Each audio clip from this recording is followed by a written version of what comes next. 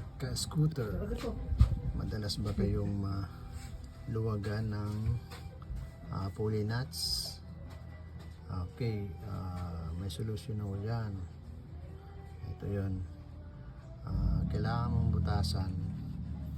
Barinahan mo dito, tagos naman sa kabila. So, gagamitin mo is yung 360 na drill bit. Tapos katapos niyan, ito yung pin. Yan yung pin. Yan yung susuksok mo dyan. Yan pin na to. Isa lang gagamitin natin. Yan, may butas na yan, ha. Ito, try ko na ipapasok ko. Tagusan na yan, ha. Ayan po, may butas na yung nuts kasama ang shafting.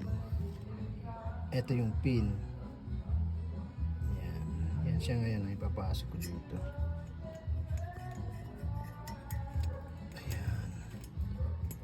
Ayan. So yan. Tutupin yan, siyempre.